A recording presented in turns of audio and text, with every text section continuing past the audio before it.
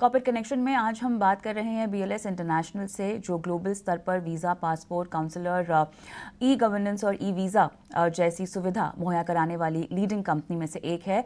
BLS international की कई देशों के दूतावासों और सरकारों के साथ साझेदारी भी है। कंपनी को हाल ही में स्लोवाकिया में वीज़ा के लिए नया कॉन्ट्रैक्ट भी हासिल हुआ है। कंपनी की विस्तार योजना और इजराइल और हमास युद्ध से पैदा हुए हालात का वीज़ा सर्विस पर आखिर कितना असर पड़ेगा, विस्तार से बात करते हैं। BLS इंटरनेशनल के JMD शिखर अग्रवाल मेरे साथ जुड़ गए हैं। शिखर, आफ्टरनून, स्वागत है आपका कॉर्पोरेट कनेक्शन में। और सबसे पहले तो मेरे ख्याल से जो आपने कॉन्ट्रैक्ट जीता है स्लोवाकिया का, उसके बारे में हमें कुछ जानकारी दें। बिल्कुल। जैसे आप जानते हैं हम लोग काफी सारी यूरोपियन गवर्नमेंट्स के लिए काम कर रहे हैं। अभी हमें एक नया कॉन्ट्रैक्ट भी मिला है स्लोवाकिया गवर्नमेंट के साथ, जो यूरोपियन यूनियन का पार्ट है और शेंगन गवर्नमेंट है, शेंगन वीजा देती है। इस कॉन्ट्रैक्ट के अंडर हमें 5 साल का जो कॉन्ट्रैक्ट मिला है, हमें 18 कंट्रीज के अंदर ऑफिस खोलने होंगे जहां पर स्लोवाकिया का आउटसोर्स और 54 से ज्यादा ऑफिस खोलने होंगे। इसमें हमें सारी कैटेगरीज की एप्लीकेशन आउटसोर्स हुई है: work visa, national visa, tourist visa. तो पहले हम लोग टूरिस्ट वीजा, बिजनेस वीजा करते थे, अब वर्क वीजा भी आउटसोर्स हमें कर दिया है, शेंगन गवर्नमेंट ने शुरू कर दिया है। तो हमारे लिए बहुत बड़ी विन है, क्योंकि ये ग्लोबल कॉन्ट्रैक्ट है शेंगन का। हमें दूसरा पूरा ग्लोबल कॉन्ट्रैक्ट मिला है स्पेन के बाद। हम काफी सारे रीजनल कॉन्ट्रैक्ट्स भी कर रहे हैं, जैसे जर्मनी, इटली, हंगरी वगैरह के लिए। बट ये हमारे लिए काफी बड़ी विन है, जिसमें हम एग्जिस्टिंग ऑफिस यूटिलाइज करेंगे और हमारा खर्चा थोड़ा सा बढ़ेगा और रेवेन्यू प्रॉफिटेबिलिटी में ज्यादा ग्रोथ आएगी। ऑलराइट, इसके अलावा अगर आप हमें किसी भी तरह का गाइडेंस और demand trends in terms of contracts और प्रोजेक्ट्स दे सकें तो। देखिए, जैसे अगर हम बात करें, हम लोगों ने फर्स्ट क्वार्टर में अराउंड 383 करोड़ का रेवेन्यू करा था, जो 40% की ग्रोथ थी ईयर ऑन ईयर। और हमने एबिटा करा था 80 करोड़ का, जो 150% की ग्रोथ थी compare to same quarter last year.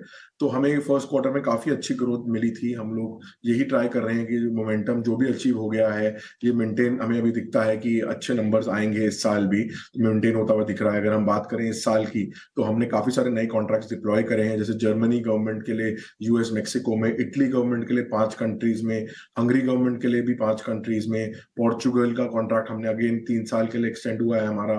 Poland government के लिए नया कॉन्ट्रैक्ट मिला है, जो फिलीपींस में हमने स्टार्ट करा है काम। फिलीपीन गवर्नमेंट्स के लिए भी हम काम कर रहे हैं। तो हमें काफी सारी गवर्नमेंट से काम मिले हैं और स्लोवाकिया गवर्नमेंट का भी मिला है। और हमें लगता है अभी $1.5 बिलियन की जो अपॉर्चुनिटी है टेंडर्स की, उसमें से आने चालू हो रहे हैं, रिजल्ट हमें मिलने शुरू हो रहे हैं टेंडर, और भी टेंडर्स डिफरेंट डिफरेंट स्टेजेस पे हैं। तो हमें लगता है काफी अच्छी ग्रोथ अपॉर्चुनिटी है कंपनी के अंदर आने वाले कुछ सालों के अंदर। जहां नहा तक की जो गवर्नमेंट्स आउटसोर्स कर रही हैं, रीटेंडर्स कर रही हैं, बहुत सारी गवर्नमेंट्स पहली बार भी वीजा आउटसोर्स कर रही हैं। तो हमें लगता है काफी कुछ बढ़त होगी अगले कुछ सालों में कंपनी की। शिखर, IPO प्लान्स को लेकर क्या प्रोग्रेस है? जैसे आप जानते हैं, BLS ई सर्विसेज जो हमारी सब्सिडरी है BLS इंटरनेशनल की, जिसमें 20% का रेवेन्यू पूरी कंपनी का उसके अंदर हम कर रहे हैं, जिसमें बैंकिंग कॉरेस्पॉन्डेंट और ई गवर्नेंस का बिजनेस हम लोग कर रहे हैं। जैसे 50,000 से ज्यादा सेंटर्स हैं हमारे इंडिया के अंदर, वो हमने उस कंपनी का DRHP फाइल कर चुके हैं। तो डिपेंडिंग ऑन सेबी अप्रूवल, जिसमें कुछ महीनों का टाइम लग सकता है, हमारा प्लान है उस कंपनी को लिस्ट करने का। जो भी पैसा यूटिलाइज होगा, जो आएगा कंपनी के अंदर पैसा आएगा, प्रेफरेंस शेयर अलॉटमेंट होगी। कंपनी की सब्सिडरी, BLS इंटरनेशनल की सब्सिडरी ही बनी रहेगी BLS ई सर्विसेज इवन IPO के बाद। तो आई थिंक प्लान यही है कि जो पैसा आएगा, हम एक्विजिशन BLS ई सर्विसेज के अंदर कुछ कंपनीज एक्वायर करने के लिए, और जो हम नए कॉन्ट्रैक्ट्स देख रहे हैं उनको डिप्लॉय करने के लिए, उनके ऑफिस खोलने के लिए उस पैसे की यूटिलाइजेशन करेंगे। शिखर, ओवरऑल जानना चाहेंगे कि वीज़ा एप्लीकेशन के वॉल्यूम पर क्या किसी भी तरह का इम्पैक्ट पड़ा है जियोपॉलिटिकल टेंशन्स की वजह से? देखिए, हम लोग 64 कंट्रीज में काम करते हैं और 40 से ज्यादा गवर्नमेंट्स के लिए काम करते हैं ग्लोबली। तो कुछ ना कुछ हर समय किसी ना किसी पार्ट ऑफ द वर्ल्ड में चलता रहता है। इससे हमारे बिजनेस में कोई ज्यादा इम्पैक्ट नहीं आता है, कहीं कुछ कम होता है, कहीं कुछ ज्यादा हो जाता है। तो हमें अभी जो टेंशन चल रही है, उससे हमारे बिजनेस में कोई इम्पैक्ट नहीं कर रहा है।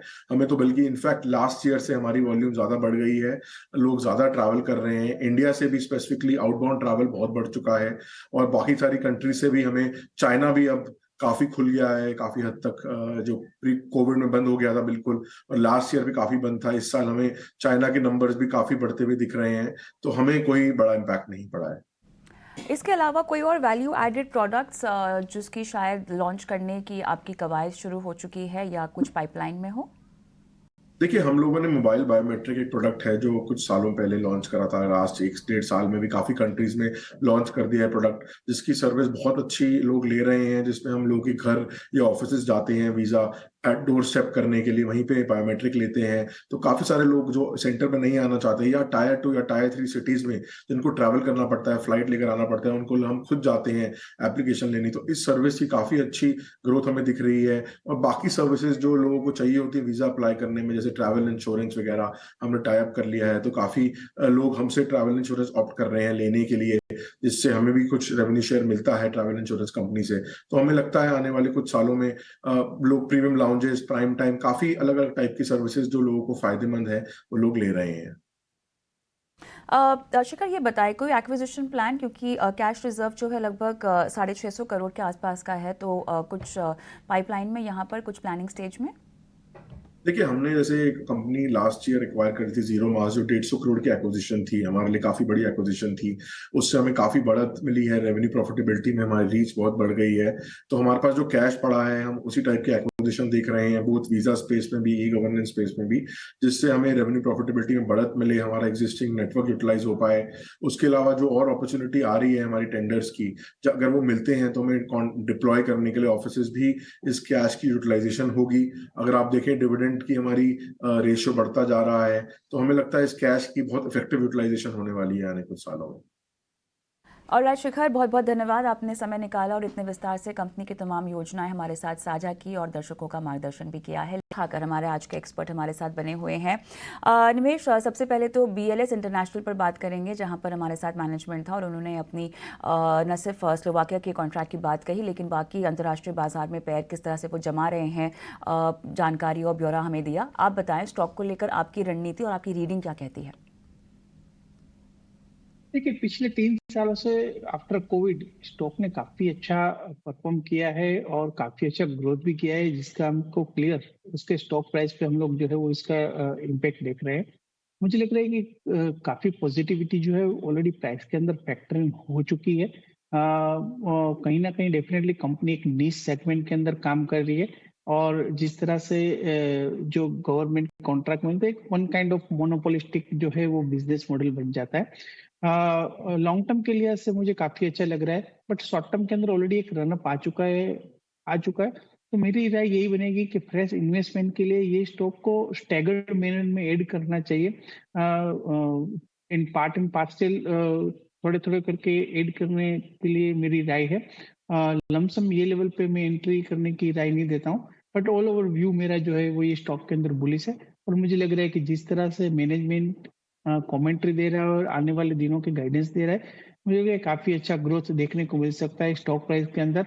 और ऑल ओवर मुझे लग रहा है कि फिलहाल अभी जो स्टॉक अराउंड 265 के आसपास ट्रेड करा है, मुझे लग रहा है 400 रुपीज के लेवल आने वाले 3 साल में देखने को मिल सकते हैं, ऐसी मेरी उम्मीद है।